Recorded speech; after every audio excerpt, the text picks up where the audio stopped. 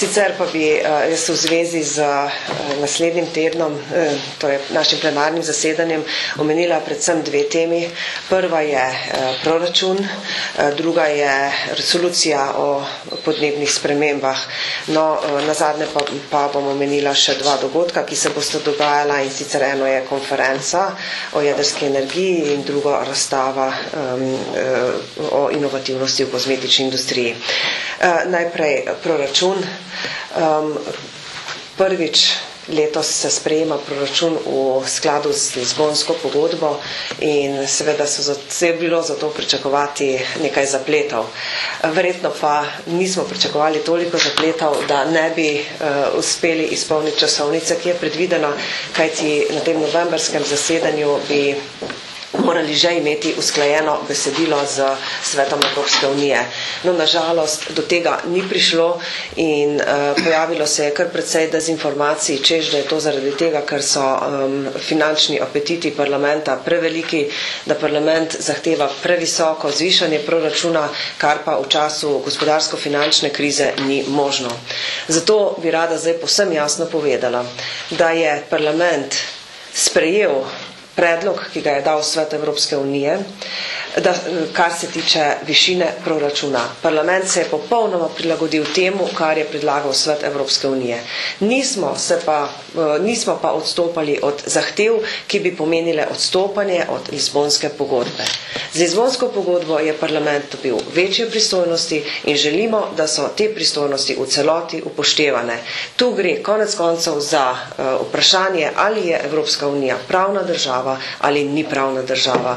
In vztrajali smo pri tem, da se upoštevajo vse naše pristojnosti, predvsem pri tem, da se parlament ustrezno upošteva tudi pri celotnem postopku, ko se bo oblikovala finančna perspektiva Evropske unije. To je večletni proračun Evropske unije. Potem druga taka zahteva je bila, da mora proračun prihodnosti odražati resnične potrebe Evropske unije.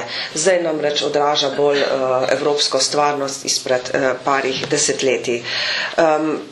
Zahtevamo tudi lizbonizacijo proračuna, kar pravzaprav pomeni ravno to, kar sem prej rekla, da upoštevamo, katere so tiste razvojne politike Evropske unije, kaj je tisto, kar Evropska unija rabi, kaj je tisto, kar želimo razvijati na evropskem nivoju in da to tudi financiramo.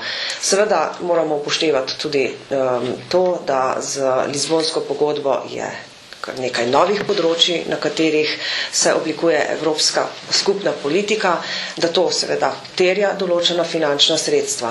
In meni bi se zdel zelo smiseln politični pogovor o tem, kaj je tisto, kar so države članice pričakovale od teh skupnih evropskih politik in kje lahko zdaj sprostijo pri sebi ta finančna sredstva, da se bodo bolj primerno porabila na evropskem nivoju. Zdaj, sporazum ni bil sprejet. Postopek naprej je takšen, da Evropska komisija mora pripraviti nov predlog proračuna.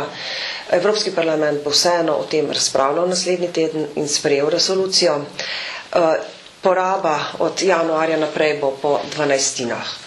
To zna biti problem pri črpanju določenih sredstev, recimo za Slovenijo je verjetno zelo zanimivo to, da bi lahko bil problem pri črpanju sredstev iz Evropskega globalizacijskega sklada, glede na to, da pričakujemo od tam sredstva za delavce in delavke Mure.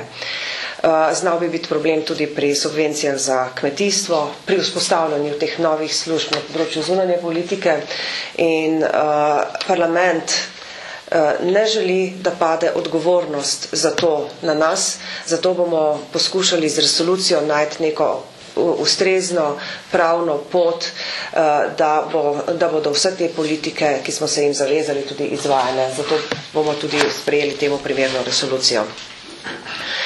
Druga tema so podnebne spremembe. V začetku decembra bo v Cancunu potekala konferenca o podnebnih spremembah. Veste, da je bila lanska v Kopenhavnu veliko razočaranje, prav zaradi tega, ker je Evropska unija preveč pričakovala. Mislim, da gremo tokrat na konferenco z veliko bolj realnimi pričakovanji in celoten pristop Evropske unije k pogajanjem lahko imenujemo kot pristop po korakih.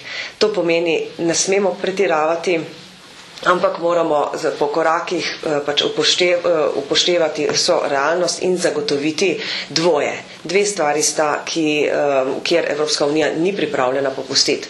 Prvo je, da tudi ostale države v svetu pokažejo enako zavezanost, enake zaveze kot Evropska unija. Torej, od razvitih držav pričakujemo podobne ukrepe, kot jih bomo sprejeli mi. To je seveda predvsem problem Združenih držav Amerike. Pričakujemo pa tudi od velikih razvijajočih se gospodarstev, da bodo pokazala odgovornost do tega vprašanja. Tu mislimo predvsem na Brazilijo, Indijo in Kitajsko. Ne želimo govoriti toliko o raznih procentih in številkah tokrat v Cancunu, ampak predvsem želimo doseči nek vsebinski dogovor, predvsem na področju gozdov, na področju prilagajanja na podnebne spremembe, potem pri sprejemanju finančnih zavez in pa še eno potem prenosu tehnologij, skupnem sodelovanju na področju raziskav in pa še eno področje, ki je ključno, kjer moramo narediti korak naprej, je področje, kako se spremljajo, merijo in verificirajo izpusti oziroma znižanja izpustov toplogrednih plinov. Z resolucijo se Evropski parlament vedno pripravi na tovrstne konference, ker je za uspeh Evropske unije bistveno, da govorimo z enim glasom, torej da govorimo o skupni politiki, skupnih usmeritvah. Smo ves čas pri pripravi resolucije sodelovali tudi s komisijo in prek nje tudi s svetom, tako da mislim, da smo dosegli neko skupno stališče, ki ga pa doslej pripravljena resolucija, ki je bila izglasovana v odboru ENVI, ne odslikava dovolj dobro, zato je kar nekaj amandmajev in sama sem jih tudi nekaj podpisala. Predvsem bi lahko rekla, da so to amandmaji, ki od Evropske unije zahtevajo več, kot smo se dogovorili. Se pravi, zahtevajo višje, ki zahtevajo manjše povečanje temperature. Do zdaj smo se dogovorili, da naj bi se temperatura globalna smela povišati največ za 2 stopinji Celzija. Nekateri poslanci zahtevajo, da se ta meja zniža. Poleg tega so tudi določeni predlogi za uvajanje novih davkov. Jaz mislim, da moramo biti tu konsistentni, da ne moramo iz leta v leto spreminjati ciljev, ampak da moramo tiste, ki smo si jih zadali, tudi uresničiti. Pri tistih delih resolucije, kjer se zahtevajo neke nove davčne obremenitve, pa smo mi kot politična skupina zahtevali tudi poimensko glasovanje, tako da bomo natančno videli, katere so tiste politične skupine, ki si upajo v teh razmerah naše gospodarstvo obremeniti še bolj, kot je že itak obremenjeno. Mislim, da se na tak način ne smemo igrati, ampak da moramo izvajati tisto, kar je bilo dogovorjeno, ker so že doslej sprejeti cilji izredno ambiciozni. Seveda pa podpiramo namen Evropske unije, da še bolj znižamo izpuste toplogrednih plinov do leta 2020, ampak ko bodo za to pravi pogoji.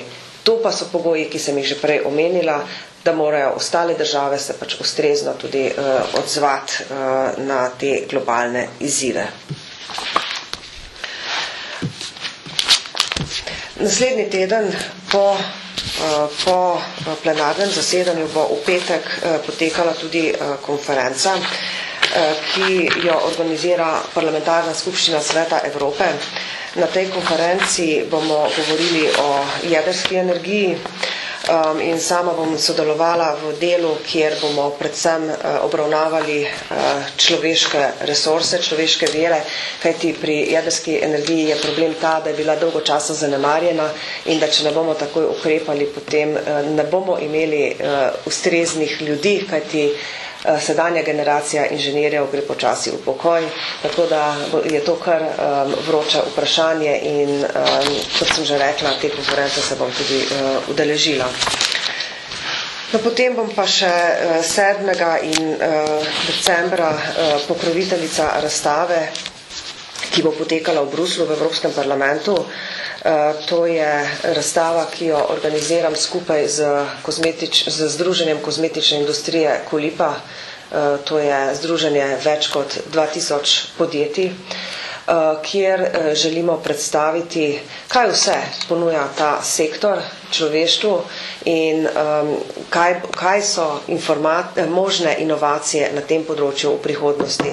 Tu ne gre toliko za ličila, kot marsikdo najprej pomisli, ampak gre za kakovost človekovega življenja, recimo za inovacije, ki so prispevale k razvoju kreme z zaščitnim faktorjem, da se je zmanjšal kožni rak, do inovacij na področju uporabe zobne paste, ki je preprečila marsikatero zobno obolenje, potem do higienskih sredstev, ki nam tudi omogočajo boljše življenjske razmere.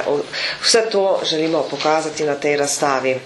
In govornik bo direktor Kolipe in pa tudi komisar za zdravje John Dalli, se pravi komisar za zdravje, ker pač poudarjamo te vidike. Zelo sem vesela, da bo na tej razstavi sodelovalo tudi slovensko podjetje. Ves čas sem bila namreč v navezi tudi z predstavnicami Gospodarske zbornice Slovenije in na tej razstavi bo aktivno sodelovala tudi kozmetika Afrodita in na ta način pač tudi izkoriščam to promocijsko možnost, ki jo imam, da se izpostavlja tudi in pokaže inovativnost tega slovenskega prostora.